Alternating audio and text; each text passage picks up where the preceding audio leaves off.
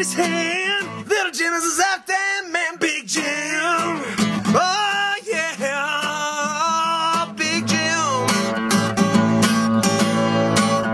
Community countdown with Big Jim. Got a microphone in his hand. Little Jim is his out there, man, Big Jim. This is very comical. Community Corner with Big Jim. That's the line. We're rolling. I'm at Dosher. Wait a minute. Let's get this right. DeRocher. I've been down in Ohio for a long time, about 10 years, and I lost a little bit of the New England knack and the, well, DeRocher. It's French, correct? DeRocher, right. It's French. Well, there you go. That's my problem right there. How long's the farm been here? Actually, we're in Litchfield, New Hampshire. Right on 3A. Where are we located at? Kind of close to Wilson Farms? Yep, Wilson Farms, diagonally across the street. Okay. So, Wilson Farms is on one side, we're on the other. Right. How long have you been here?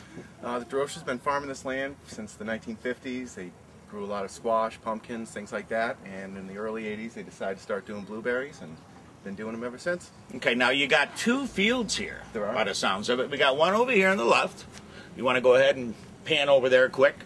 There's a parking lot here too. You can see where people park and stuff, but there's one there, and you can see the net over the top. And then the other one's over here behind us,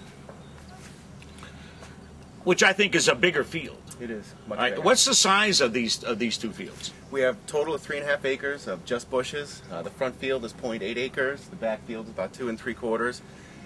There's 40 rows in back, about 17 up in front. Okay, now, how far down does that net come?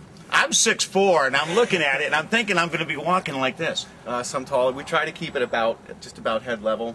Try to keep it above the bushes. Sometimes, especially in the back, the bushes actually go through the net. It's obviously to keep the birds out. We try to keep it about head level. Some taller people might run into it a little bit. Yeah.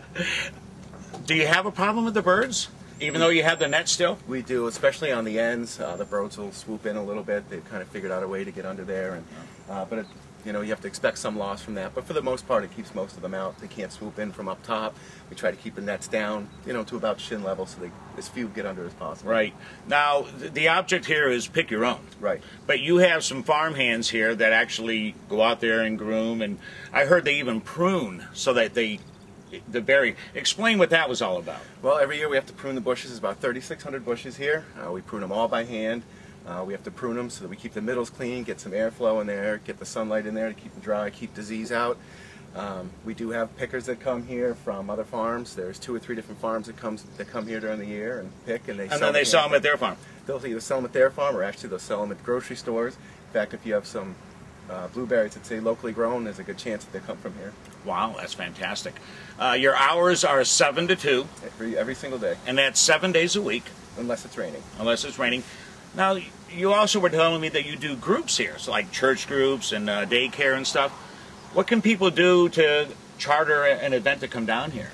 They can certainly call me anytime at 603-821-5626.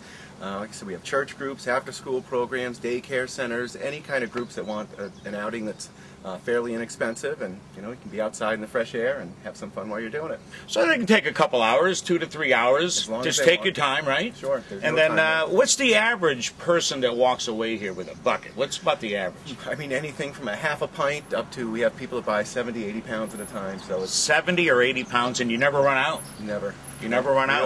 We always have plenty. Okay, now do you have some that it's already picked for the folks that they don't want to come down, and can they buy some already that are picked from you? We were doing that last year. We found that when we picked them, nobody was buying them. When we didn't pick them, people wanted them. So certainly if anybody ever wanted us to pick them for them, we certainly could.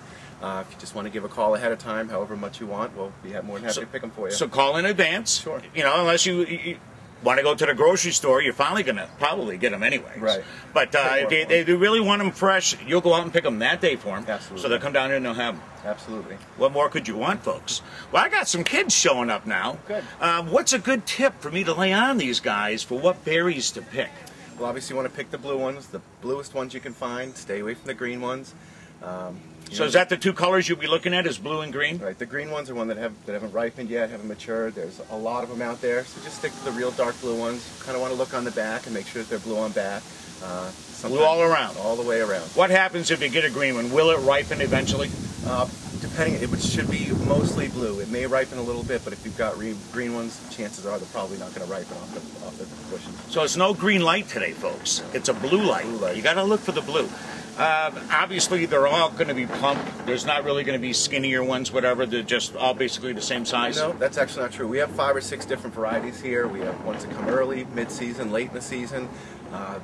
Berries that are small tend to be a little bit sweeter. Ones that are bigger, people tend to like the big ones, but there's all different sizes, and they come for several months. All right, Scott. All right. Thank you very much. Thanks. Scott will take care of you guys. Just give him a Absolutely. call.